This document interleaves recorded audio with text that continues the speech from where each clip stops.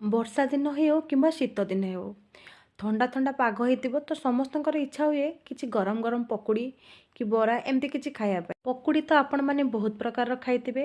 ଆଜି ଚାଲନ୍ତୁ କିଛି ଅଲଗା ପ୍ରକାରର ବନେଇବା। ତ ଆଜି ମୁଁ ବନେଇଛି ପିଆଜ ପତ୍ର ପକୁଡ଼ି। ପିଆଜ ପତ୍ର ପକୁଡ଼ି ପାଇଁ ପ୍ରଥମେ ପିଆଜ ପତ୍ରକୁ ଭଲ ଭାବରେ ଧୋଇ ନେଇ ତାକୁ ଛୋଟ ଛୋଟ କରି କାଟି ନେଇଛି। ପିଆଜ ପତ୍ରରେ ଆମେ ଦେବା ବେସନ, ଟିକେ କଟା ଆଳୁ ମାନେ ଛୋଟ ଛୋଟ କରି କାଟିକି ଆଳୁ, ପିଆଜ, କଞ୍ଚା ଲଙ୍କା, ଧନିଆ ପତ୍ର, ଭୃଷଙ୍ଗ ପତ୍ର, ସ୍ୱାଦ ଅନୁସାରେ ଦେବା ଲୁଣ, ହଳଦୀ, ଧନିଆ ପାଉଡ଼ର, ଜିରା ପାଉଡ଼ର, ଲଙ୍କା ପାଉଡ଼ର। ଆଉ ଯଦି ଆପଣମାନେ ପକୁଡ଼ିକି ଆହୁରି କ୍ରିସ୍ପି କରିବା ପାଇଁ ଚାହୁଁଛନ୍ତି ତ ସେଥିରେ ଟିକେ କର୍ଣ୍ଣଫ୍ଲୋର୍ ନାହିଁ ତ ଆମର ଚାଉଳର ଚୁନା ଟିକେ ଦେଇନେବେ। ବହୁତ ବଢ଼ିଆ କୁଡ଼କୁଡ଼ିଆ ଲାଗିବ ଆପଣଙ୍କର ପକୁଡ଼ି। ସବୁ ଜିନିଷକୁ ଦେଇ ଭଲ ଭାବରେ ଟିକେ ଗୋଳେଇ ନେବା। ବେଶୀ ପାଣିଆ କରିବାନି କି ବେଶୀ ଶୁଖା କରିବାନି। ତାପରେ ତେଲ ଗରମ କରିବା, ଟିକେ ଛୋଟ ଛୋଟ ଆକାରରେ ଏମିତି ପକୁଡ଼ି ଗୁଡ଼ାକ ଛାଣିଦେବା। ବାସ୍ ବନିଯିବ ଆପଣମାନଙ୍କର ପିଆଜ ପତ୍ର ପକୁଡ଼ି। ଗରମ ଗରମ ଚା ସହିତ ଶୀତୁଆ ସନ୍ଧ୍ୟାର ମଜା ନିଅନ୍ତୁ।